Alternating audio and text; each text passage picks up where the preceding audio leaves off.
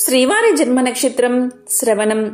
ఆ నామంతో కలిసి వచ్చిన శ్రావణ మాసంలో ప్రత్యేకంగా శనివారం రోజు శ్రీవారిని ఆరాధిస్తే సకల శుభాలు కలుగుతాయి.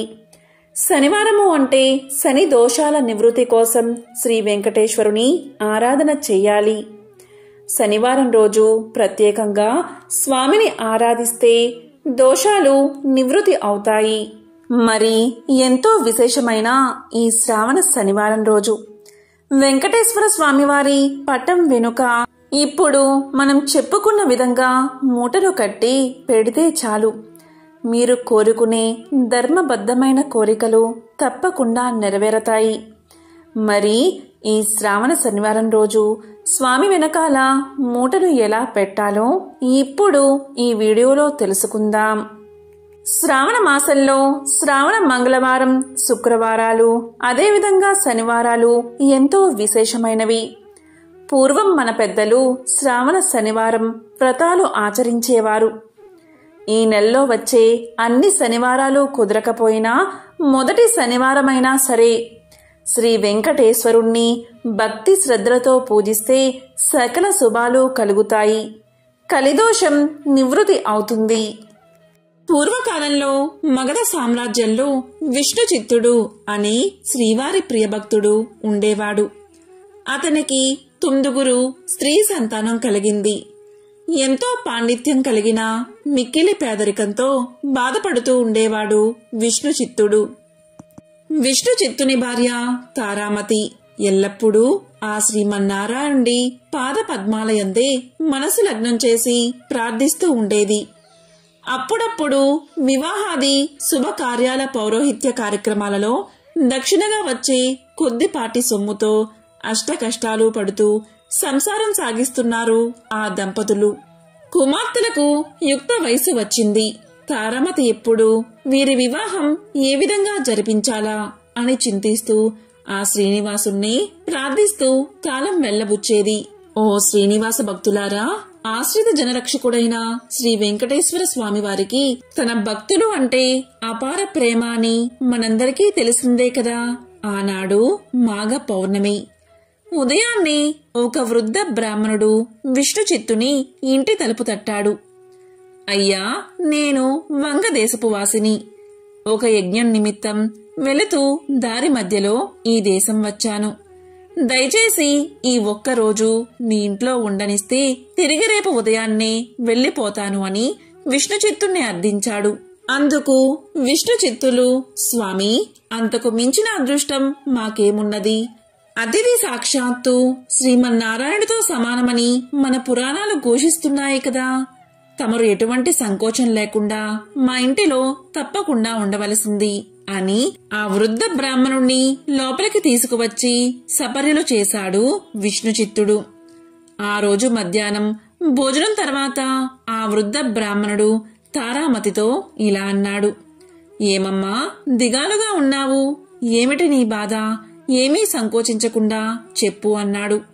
అందుకు తారామతి, స్వామి, తమరు మహా తపస్సంపన్నులు.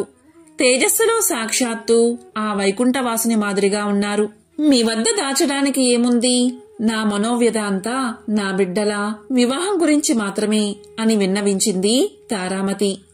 అంతటా ఆ విప్రోత్తముడు చిరునవ్వు నవ్వి, తల్లి, నీ బాధ నేను గ్రహించాను. నీ కష్టాలన్నీ తొలగిపోయి కుమార్తెలకు శుభప్రదంగా వివాహం కలగడానికి ఒక అద్భుతమైన వ్రతాన్ని మీకు చెప్తాను. ఈ వ్రతాన్ని ఆచరిస్తే మీ కష్టాలన్నీ తీరి భోగభాగ్యాలతో తులతూగుతారు. శ్రీ వెంకటేశ్వర వ్రతము అనే ఈ వ్రతం మిక్కిలి సులభతరము అని చెప్పి ఆ వ్రత విధానాన్నంతా ఆ దంపతులకు వివరించాడు. దానితో విష్ణు చిత్తుడు, స్వామి, మహా సంతోషం.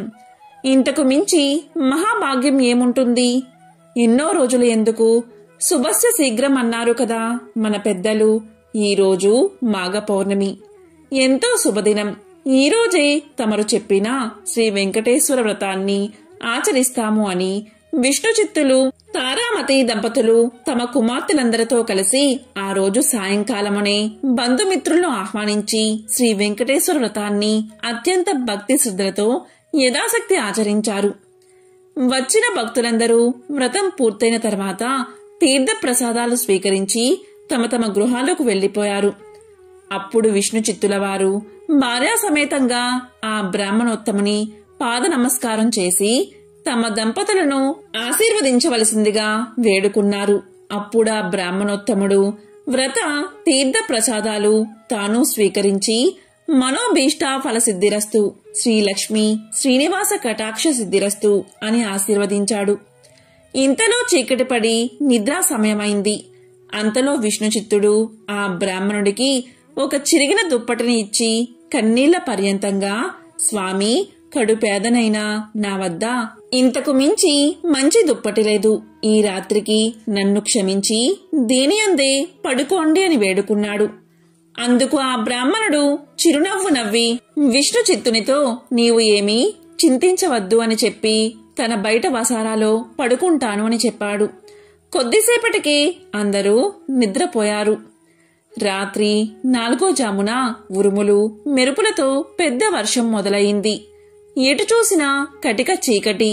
గాఢాంధకారంలో కంటికి ఏమీ కనబట్టలేదు.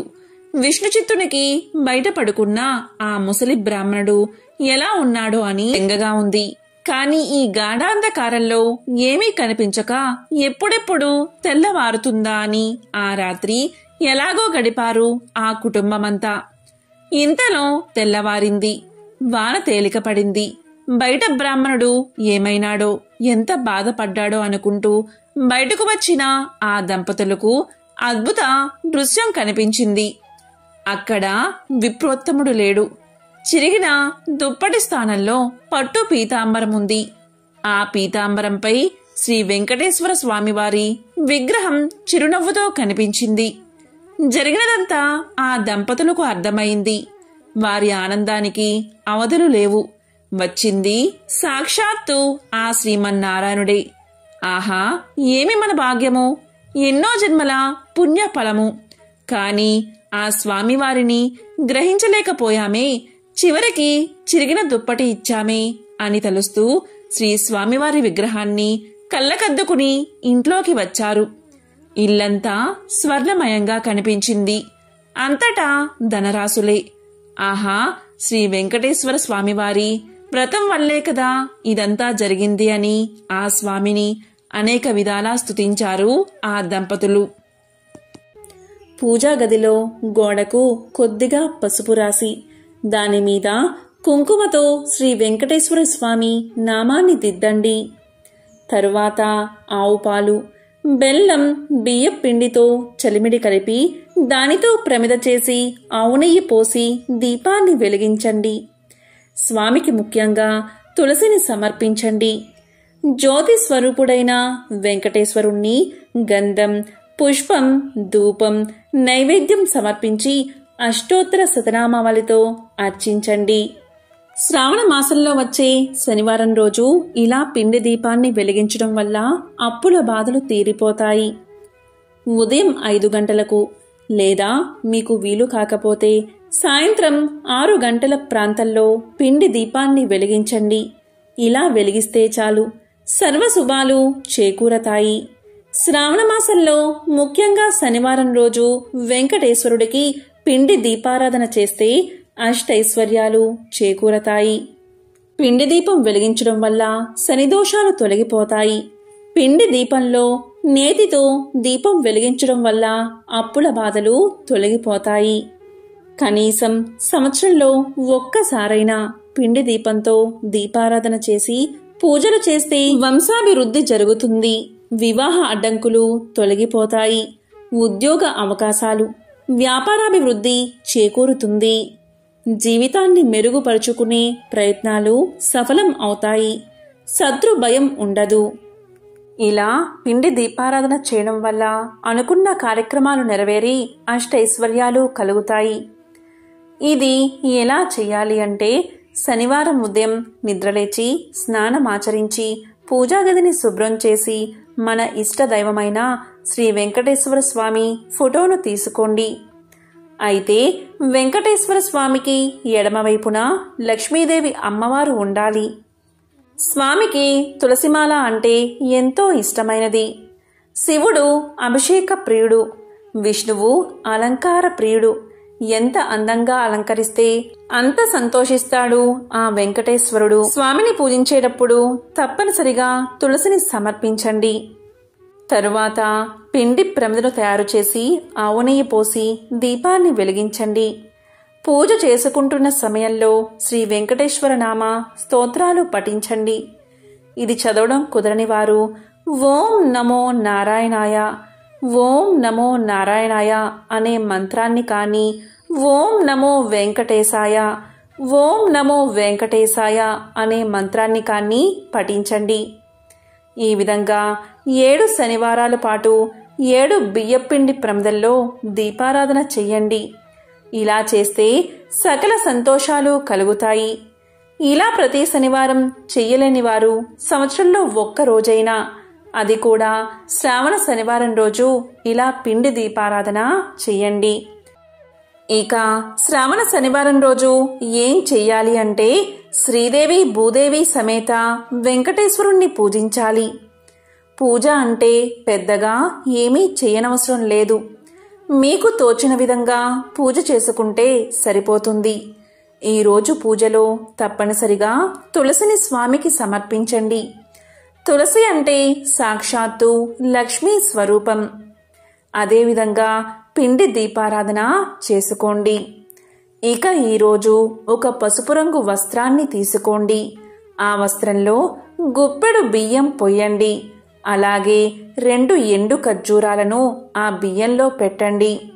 అలా పెట్టిన తర్వాత 11 రూపాయి నాణాలను ఆ బియ్యంలో పెట్టండి.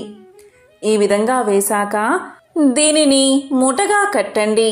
అలా మూట కట్టిన తర్వాత ఆ మూటను చేతిలో పట్టుకుని మీ మనసులోని కోరికను స్వామికి చెప్పుకోండి. అంటే ఉద్యోగం కావాలి అనుకునేవారు ఉద్యోగం కావాలి అని, పెళ్లి ఆలస్యం అయ్యేవారు త్వరగా పెళ్లి జరగాలని, అప్పుల సమస్యలు ఉన్నవారు వాటి నుండి విముక్తి పొందాలని, ఇలా మీ కోరిక ఏది అయితే దానిని స్వామి ముందు చెప్పండి. సంకల్పం చెప్పుకోండి. అలా సంకల్పం చెప్పుకున్న తర్వాత ఆ మూటను వెంకటేశ్వర స్వామివారి ఫోటో వెనకాల పెట్టి అలా వదిలేయండి.